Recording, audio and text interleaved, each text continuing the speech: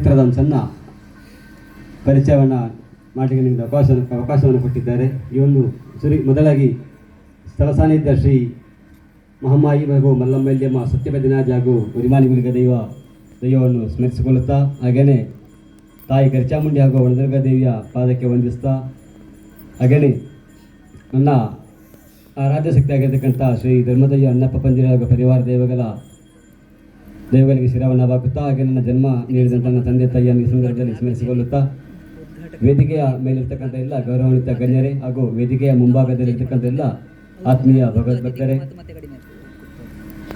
ಈ ಒಂದು ಮಹಾಮಾಯಿ ದೇವಸ್ಥಾನದ ಸುಮಾರು 150 ವರ್ಷಗಳ ಅದಕ್ಕಿಂತಲೂ ಅಧಿಕ ಹಿಂದಿನ ಕಾಲಘಟ್ಟದಲ್ಲಿ ಉಕ್ರ ಮತ್ತು ಬಿಲ್ಕು ಎಂಬ ಅಜ್ಜ ಮತ್ತು ಅಜ್ಜಿ ಇಬ್ಬರು ದಂಪತಿಗಳು ವಾಸವನ್ನು ಮಾಡ್ತಾಯಿದ್ರು. ಸುಳ್ಯ ತಾಲೂಕಿನ ಅರಂತೋಡು ಗ್ರಾಮದ ಸುದರ್ಕ ಎಂಬ ಪರಿಸರದಲ್ಲಿ ತನ್ನ 5-6 ಮಕ್ಕಳೊಂದಿಗೆ ತನ್ನ ನೆಮ್ಮದಿಯ ಜೀವನವನ್ನು ಕೂಲಿ ಮಾಡಿ ಜೀವನವನ್ನು ಕಳೆಯುತ್ತಾ, ಆಗ ತನ್ನೊಂದಿಗೆ ತಾನು ಆರಾಧನೆ ಮಾಡುವಂಥ ಧರ್ಮದಯ್ಯ ಮತ್ತು ಪರಿವಾರ ಕುಪ್ಪೆ ಬಂದಿರಲಿ ಪಾಷಾಣಮೂರ್ತಿ ಹಾಗೂ ಗುಲಿಗ ದೇವಗಳಿಗೆ ದೀಪವನ್ನು ಇಟ್ಟು ಪ್ರಾರ್ಥಿಸಿಕೊಳ್ಳುತ್ತಾ ನೆಮ್ಮದಿಯ ಬದುಕನ್ನು ಕಟ್ಟಿಕೊಂಡು ಜೀವನವನ್ನು ಸಾಗಿಸ್ತಾ ಇದ್ದಂಥ ಸಂದರ್ಭ.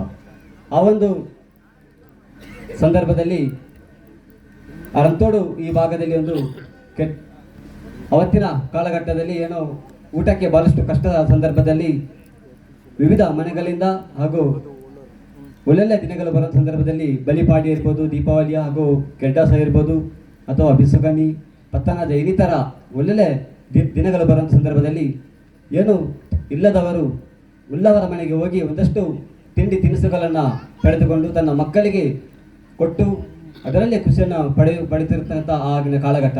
ಆ ಒಂದು ಕಾಲದಲ್ಲಿ ಹೀಗೆ ಒಂದು ದಿವಸ ಎಲ್ಲ ಮನೆಗೆ ಹೋಗಿ ಅಲ್ಲಿ ಏನವರು ಕೊಟ್ಟಿರ್ತಕ್ಕಂಥ ತಿಂಡಿ ತಿನಿಸುಗಳು ಏನಿದೆಯೋ ಅದನ್ನೆಲ್ಲ ಒಂದು ಬಟ್ಟೆಯಲ್ಲಿ ಕಟ್ಟಿಕೊಂಡು ತನ್ನ ಮನೆಗೆ ಬರುವಂಥ ಸಂದರ್ಭ.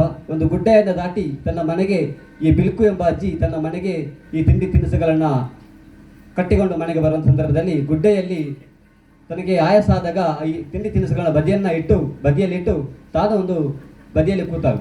ಆ ಕೂತಿರುವಂಥ ಸಂದರ್ಭದಲ್ಲಿ ಪಕ್ಕದಲ್ಲಿ ಒಬ್ಬ ತಾಯಿ ಇದ್ದಳು. ಆ ತಾಯಿ ಈ ಬಿಲ್ಕು ಎಂಬ ಅಜ್ಜಿ ಹತ್ರ ಕೇಳಿದ್ರಂತೆ, ಏನು ನಿನ್ನ ಕೈಯಲ್ಲಿ ಈ ರೀತಿಯ ಏನು ನಿನ್ನ ಕೈಯಲ್ಲಿ ಇಟ್ಕೊಂಡಿದ್ಯಾ ಅಂತ. ಆಗ ಈ ಅಜ್ಜಿ, ಅದು ಈ ಥರ ತಿಂಡಿ ತಿನಿಸುಗಳು, ನನಗೂ ಬಹಳಷ್ಟು ಹಸಿವನ್ನು ಆಗ್ತಾ ಇದೆ, ಏನಾದರೂ ನನಗೊಂದು ಸ್ವಲ್ಪ ಕೊಡು ಅಂತ ಕೇಳಿದಾಗ ಈ ಅಜ್ಜಿ ಹೇಳ್ತಾಳೆ, ಇಲ್ಲ ಅದು ನಾನು ದೊಡ್ಡ ಮನೆಗೆ ಹೋಗಿ ಅವರ ಹತ್ರ ಅವ್ರು ಕೊಟ್ಟದನ್ನು ನಾನು ತಗೊಂಡು ಬಂದು ನನ್ನ ಮಕ್ಕಳಿಗೆ ಕೊಡಬೇಕು. ಮಕ್ಕಳು ಪಾಪ ಇವತ್ತು ಒಳ್ಳೆಯ ದಿನ, ಅವರಿಗೆ ಏನು ಇವತ್ತು ಮನೆಯಲ್ಲಿ ಏನು ತಿಂಡಿ ತಿನಿಸುಗಳಿಲ್ಲ, ಅವರು ಹಸಿವಿನಲ್ಲಿ ಕೂತಿದ್ದಾರೆ, ಇದನ್ನು ಹೋಗಿ ನಾವು ಅವರಿಗೆ ಕೊಟ್ಟು ಬರಬೇಕು ಅಂತ, ನಾನು ಇದನ್ನು ನಿನಗೆ ಕೊಡುವುದಿಲ್ಲ ಅಂತ ಈ ಬಿಲ್ಕು ಎಂಬ ಅಜ್ಜಿ ಆ ಮತ್ತೊಂದು ತಾಯಿಗೆ ಹೇಳ್ತಾರೆ. ಹಾಗೆ ಮುಂದೆ ಬಂದು ಈ ಕಟ್ಟನ್ನು ಎತ್ತಿಕೊಂಡು ತನ್ನ ಮನೆಗೆ ಬರ್ತಾಳೆ ಈ ಬಿಲ್ಕು ಎಂಬ ಅಜ್ಜಿ. ಮನೆಯಲ್ಲಿ ಈ ತಿಂಡಿ ತಿನಿಸುಗಳ ಒಂದು ಏನು ಕಟ್ಟು ಇರ್ತದೆ ಮನೆಯಲ್ಲಿಟ್ಟು, ಅಲ್ಲಿ ಪಕ್ಕದಲ್ಲಿ ಹೊಲೆ ಇದೆ, ಆ ಹೊಲೆ ನೀವು ಹೋಗಿ ನೀವು ಇವತ್ತು ಕೂಡ ಅಲ್ಲಿನ ಸ್ಥಳಗಳು ಹಾಗೆ ಉಳಿದಿವೆ. ಅಲ್ಲಿ ಹೊಲೆಯ ಬದಿಯಲ್ಲಿ ಈ ಅಜ್ಜಿ ಸ್ನಾನ ಮಾಡುವಂಥ ಸಂದರ್ಭದಲ್ಲಿ ಸ್ನಾನ ಮಾಡಿ ಈ ತಿಂಡಿ ತಿನಿಸುಗಳ ಮಕ್ಕಳಿಗೆ ವಿತರಣೆ ಮಾಡಬೇಕು ಅಂತ ಮನಸ್ಸಲ್ಲಿ ಇಟ್ಟುಕೊಂಡು ಸ್ನಾನವನ್ನು ಮಾಡ್ತಾರೆ. ಆ ಸ್ನಾನ ಮಾಡುವ ಸಂದರ್ಭದಲ್ಲಿ ಈ ಅಜ್ಜಿ ಸ್ನಾನ ಮಾಡುವ ಜಾಗದಲ್ಲಿ ಸ್ವಲ್ಪ ಮೇಲ್ಗಡೆ ಇದೇ ಗುಡ್ಡದಲ್ಲಿ ತಿಂಡಿಯನ್ನು ಕೇಳಿದಂಥ ಮತ್ತೊಂದು ತಾಯಿ ಸ್ನಾನವನ್ನು ಮಾಡ್ತಾ ಇರ್ತಾರೆ. ಆಗ ಈ ಅಜ್ಜಿಗೆ ಅಂದಷ್ಟು ಏನು ಇವ್ರು ನನ್ನ ಜೊತೆ ಬಂದಿದ್ದಲ್ಲ ಅಂತ ಈ ಅಜ್ಜಿಗೆ ಅನ್ನಿಸ್ತದೆ. ಕೆಂಪು ಸೀರೆಯನ್ನು ಉಟ್ಟು ಸ್ನಾನವನ್ನು ಮಾಡ್ತಾ ಇರ್ತಾರೆ. ಆಗ ಅಲ್ಲಿ ಕೂಡ ಈ ತಾಯಿ ಅಜ್ಜಿ ಹತ್ರ ಕೇಳ್ತಾಳೆ, ನಿನ್ನಲ್ಲಿರುವಂಥ ತಿಂಡಿಯನ್ನು ಸ್ವಲ್ಪ ನನಗೆ ಕೊಡುವಂತ, ನನಗೆ ಬಹಳಷ್ಟು ಹಸಿವಾಗ್ತಿದೆ. ಆಗ ಕೂಡ ಈ ಅಜ್ಜಿ ಅದನ್ನು ಕೊಡುವುದಿಲ್ಲ. ಅಲ್ಲಿಂದ ನೇರವಾಗಿ ಈ ಅಜ್ಜಿ ಮನೆಗೆ ಬರ್ತಾಳೆ. ಮನೆಗೆ ಬಂದು ತಿಂಡಿ ತಿನಿಸುಗಳ ವಿತರಣೆ ಮಾಡ್ತಾರೆ. ಆ ಸಂದರ್ಭದಲ್ಲಿ ಅವತ್ತಿನ ಕಾಲದಲ್ಲಿ ಒಂದು ಕೆಟ್ಟ ಘಟನೆ, ನಡಿಬಾರದಂಥ ಘಟನೆ ಅದು ಅಲ್ಲಿ ನಡೆದು ಹೋಗ್ತದೆ. ಇವರು ಕೂಲಿ ಮಾಡಿ ಜೀವನ ಮಾಡುವಂಥ ಸ್ಥಳದಲ್ಲಿ ಒಂದು ಕಳ್ಳತನ ಪ್ರಕರಣ ಆಗ್ತದೆ. ಆ ಕಳ್ಳತನ ಪ್ರಕರಣ ಆಗುವಂಥ ಆ ಸಂದರ್ಭದಲ್ಲಿ ಏನು ಬಿಲ್ಕು ಎಂಬ ಮಗ ಮುದ್ದ ಅಂತ ಏನು ಬರೀತರು, ಅವರ ಮೇಲೆ ಈ ಆರೋಪ ಬರ್ತದೆ, ಏನು ಅಡಿಕೆಯನ್ನು ಕಳ್ಳತನ ಮಾಡಿದ್ದಾರೆ ಅಂತೇಳಿ. ಆಗ ಈ ಆರೋಪವನ್ನು ಹೊತ್ತಂಥ ಮುದ್ದ ಎಂಬವರಿಗೆ ಅಲ್ಲಿನ ಏನು ದನಿಗಳೇನಿರ್ತಾರೆ ಇವರಿಗೆ ಕೈಕಾಲುಗಳನ್ನು ಕಟ್ಟಿ ಬಹಳಷ್ಟು ಹೀನಮಾನವ ಹಿಂಸೆಯನ್ನು ಇವರಿಗೆ ನೀಡ್ತಾರೆ, ಈ ಅಜ್ಜಿಯ ಮಗನಿಗೆ. ಆಗ ಇದನ್ನು ಈ ಉಕ್ರ ಮತ್ತು ಈ ಬಿಲ್ಕು ಈ ದಂಪತಿಗಳು ಮತ್ತು ಅವರ ಮಕ್ಕಳು ಇವರಿಗೆ ವಿಚಾರ ಗೊತ್ತಾಗ್ತದೆ.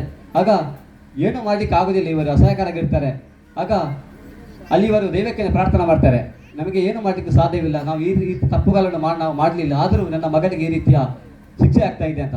ಅವನು ಅಲ್ಲಿಂದ ಇಲ್ಲಿ ನಮ್ಮ ಮನೆಗೆ ಬಂದರೆ ದೈವಗಳಿಗೆ ಒಂದು ಹರಕೆಯನ್ನು ಸಲ್ಲಿಸ್ತಾರೆ, ಇಲ್ಲಿ ಬರಬೇಕಂತೇಳಿ. ಆಗ ಒಂದಷ್ಟು ಕೆಲವು ದಿನಗಳ ನಂತರ ಅಲ್ಲಿಂದ ಇವರ ಮಗ ಮುದ್ದ ಆ ದೊಡ್ಡವರ ಏನು ಕೆಲಸವನ್ನು ಮಾಡ್ತಾ ಇರ್ತಾರೆ ಅವರ ಮನೆಯಿಂದ ಅಲ್ಲಿಂದ ಇವರ ಮನೆಗೆ ಬರ್ತಾರೆ. ರಾತ್ರೋರಾತ್ರಿ ಇವರು ಮನೆಗೆ ಬಂದ ತಕ್ಷಣ ಈ ಅಜ್ಜ ಅಜ್ಜಿ ಮತ್ತು ಆ ಮಕ್ಕಳನ್ನು ಎಲ್ಲರನ್ನು ಒಟ್ಟಿಗೆ ಸೇರಿಸಿಕೊಂಡು ಅಲ್ಲಿಂದ ರಾತ್ರಿ ಇನ್ನು ನಾವು ಈ ಶಿಕ್ಷೆಯನ್ನು ಇನ್ನು ಅನುಭವಿಸುವುದು ಬೇಡ ಅಂತೇಳಿ ಅಲ್ಲಿಂದ ಅರಂತೋಡಿನಿಂದ ಎಲ್ಲ ಅಲ್ಲಿರ್ತಕ್ಕಂಥ ದೈವಗಳನ್ನು ಹಿಡಿದುಕೊಂಡು ಅವರು ಇಲ್ಲಿ ದೊಡ್ಡೇರಿಗೆ ಬರ್ತಾರೆ. ಈ ದೊಡ್ಡೇರಿಯಲ್ಲಿ ವಾಸ ಮಾಡುವಂಥ ಸಂದರ್ಭದಲ್ಲಿ ಕೆಲವು ದಿನಗಳ ನಂತರ ಕಳೆದು ಹೋಗ್ತಾ ಸಂದರ್ಭದಲ್ಲಿ ಈ ಅಜ್ಜಿಗೆ ಮಾನಸಿಕ ಏನು ಬಿಲ್ಕು ಎಂಬ ಅಜ್ಜಿಗೆ ಮಾನಸಿಕ ಒಂಥರ ಅಸ್ವಸ್ಥನ ಕಳೆದುಕೊಳ್ತಾರೆ, ಮಾನಸಿಕ ಖಿನ್ನತೆಗಳು ಹೋಗ್ತಾರೆ. ನಾವು ಏನು ಹೇಳಿದರೆ ಅವರು ಇನ್ನೊಂದು ಥರ ಹೇಳ್ತಾರೆ, ಏನೋ ಅಂತ ಒಟ್ಟಾರೆ ತಲೆ ಸರಿ ಇಲ್ಲದ ರೀತಿಯಾಗಿ ಅವರು ವರ್ತಿಸ್ತಾರೆ. ಇದನ್ನು ಈ ಉಕ್ರ ಎಂಬ ಅಜ್ಜ ಏನು ಇವಳಿಗೆ ಈ ರೀತಿ ಆಗಿದೆ ಅಂತ ಹೇಳಿ ಒಂದು ಬಲ್ಯಾರ ಹತ್ರ ಹೋಗಿ ಪಂಚಾಂಗವನ್ನು ಇಟ್ಟಾಗ ಈ ರೀತಿ ನಿಮ್ಮ ಜೊತೆ ತಾಯಿ ಬಂದಿದ್ದಾಳೆ, ಅದು ಬೇರೆ ಯಾರು ಅಲ್ಲ, ಅದು ಮಹಾಮಾಯಿ ದೇವಿ ನಿಮ್ಮ ಜೊತೆ ಇದ್ದಾಳೆ, ನೀವು ಅಲ್ಲಿ ಅವರನ್ನು ಬಿಟ್ಟು ಬಂದ ಕಾರಣ ಈ ರೀತಿಯ ಸಮಸ್ಯೆಗಳು ನಿಮಗೆ ಎದುರಾಗ್ತದೆ ಅಂತೇಳಿ ಆಗಿರುವಂಥ ಹಿರಿಯರೆಲ್ಲ ಸೇರಿಕೊಂಡು ಇಲ್ಲಿ ಮಹಾಮಾಯಿ ದೇವಿಯನ್ನು ಈ ದೊಡ್ಡೇರಿಯಲ್ಲಿ ಆರಾಧನೆಯನ್ನು ಮಾಡ್ತಾರೆ. ಸುಮಾರು 150 ವರ್ಷಗಳ ಹಿಂದೆ ಅಂತ ಈ ನಡೆದಿರುವಂಥ ಘಟನೆ. ಬಹುಶಃ ಅಲ್ಲಿಂದ ಹಿರಿಯರು ಆರಾಧನೆ ಮಾಡಿಕೊಂಡು ಬಂದರು. ಸುಮಾರು ವರ್ಷಗಳ ತನಕ ಆರಾಧನೆ ಮಾಡ್ತಾ ಬಂದರು. ಸುಮಾರು 27 ವರ್ಷ ಆಯಿತು. ಈ ಕ್ಷೇತ್ರ ಎಲ್ಲ ಆರಾಧನಾ ಪದ್ಧತಿಗಳು ಸ್ಥಗಿತಗೊಂಡು 27 ವರ್ಷಗಳು ಕಳೆಯಿತು.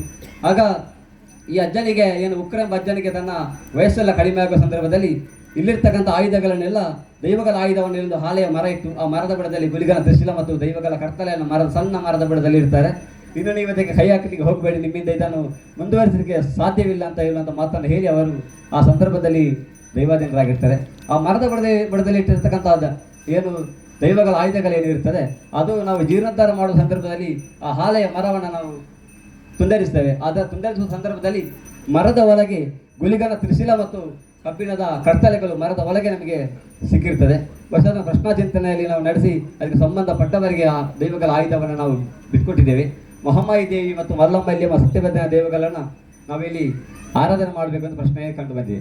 ಆ ರೀತಿಯಾಗಿ ನಾವೆಲ್ಲ ಎಲ್ಲ ಊರಿನವರೆಲ್ಲ ಸೇರಿಕೊಂಡು ಎಲ್ಲ ಇಲ್ಲಿರ್ತಕ್ಕಂಥ ಎಲ್ಲ ಉದ್ಯಮಿಗಳು ಎಲ್ಲ ದಾನಿಗಳು ಎಲ್ಲರ ಸಹಕಾರದೊಂದಿಗೆ ಈ ಕ್ಷೇತ್ರ ನಿರ್ಮಾಣವಾಗ್ತದೆ. ಬಹುಶಃ ನಾವು 27 ವರ್ಷ ಸ್ಥಗಿತಗೊಂಡಂಥ ಸಂದರ್ಭದಲ್ಲಿ ಕಳೆದ 6 ವರ್ಷಗಳ ಹಿಂದೆ ಇಲ್ಲೊಂದು ಪ್ರಶ್ನೆಯನ್ನು ನಡೆಸಿ ಮತ್ತು ಮಾರಿ ಪೂಜೆಯನ್ನು ಕೊಟ್ಟು ಈ ಹಳೆಯದ ದೇವಸ್ಥಾನವನ್ನು ಕೆಡವಿ ನೂತನ ದೇವಸ್ಥಾನಕ್ಕೆ ನಾವು ಒಂದು ಅಡಿಪಾಯವನ್ನು ಹಾಕಿದ್ದೇವೆ.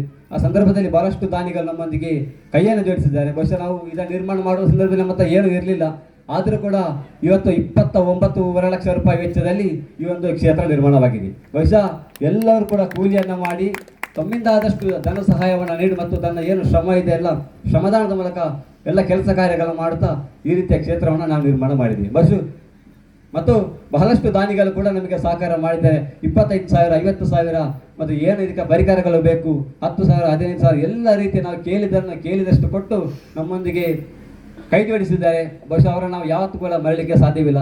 ಬಹುಶಃ ನಾವು ಒಂದೊಂದು ಮನೆಯಿಂದ ಸುಮಾರು 63,000 ರೂಪಾಯಿ ಪ್ರತಿಯೊಂದು ಮನೆಯಿಂದ ನಾವು 63,000 ರೂಪಾಯಿ ಕೂಲಿ ಮಾಡಿ ಇದಕ್ಕೆ ಹಾಕಿದ್ದಾರೆ. ಅದಕ್ಕಿಂತಲೂ ಅಧಿಕವಾಗಿ ನಮಗೆ ಇಲ್ಲಿ ಊರಿನವರು ಕೂಡ ನಮ್ಮೊಂದಿಗೆ ಎಲ್ಲ ರೀತಿಯಲ್ಲಿ ಸಹಕಾರವನ್ನು ಮಾಡಿದ್ದಾರೆ. ಇಲ್ಲಿ ಶ್ರಮದಾನ ಮಾಡೋದಿರ್ಬೋದು ಅಥವಾ ಎಲ್ಲ ಇದಕ್ಕೆ ಹಂಚನ್ನು ಕೂಡ ಕೊಟ್ಟಿದ್ದಾರೆ. ನಮ್ಮ ಸರ್ ಇದ್ದಾರೆ, ಸುರೇಶ್ ಸರ್, ಇವರು ಮತ್ತು ಎಲ್ಲರೂ ನಮ್ಮ ಗಣ್ಯರು ಅಲ್ಲಿ ಇದ್ದಾರೆ. ಸರ್ ಶಾಲೆಯ ಶಿಕ್ಷಕರು ದಯಾನಂದ ಸರ್ ಎಲ್ಲರೂ ಒಬ್ಬರ ಹೆಸರು ಹೇಳಿದರೆ ಇನ್ನೊಬ್ಬರ ಹೆಸರು ಬಾಕಿ ಇದೆ. ಎಲ್ಲ ನಿಮ್ಗೆ ಯಾರೆಲ್ಲ ನಮಗೆ ಬಹಳಷ್ಟು ಮಂದಿ ಸಹಕಾರವನ್ನು ಮಾಡಿದ್ದೀರಾ. ತಮ್ಮೆಲ್ಲರ ಹೆಸರು ನಮ್ಮ ಹೃದಯದಲ್ಲಿ ಮತ್ತು ತಾಯಿಯ ಭಂಡಾರ ಚಾವಟಿಯಲ್ಲಿ ಇರ್ತದೆ. ಇನ್ನು ಮುಂದೆಯೂ ಕೂಡ ನೀವು ನಮ್ಮೊಂದಿಗೆ ಇದೇ ರೀತಿ ಇದಾಗಲು ನಮ್ಮೊಂದಿಗೆ ಇದು ಕೈಯನ್ನು ಜೋಡಿಸಬೇಕು. ಮತ್ತು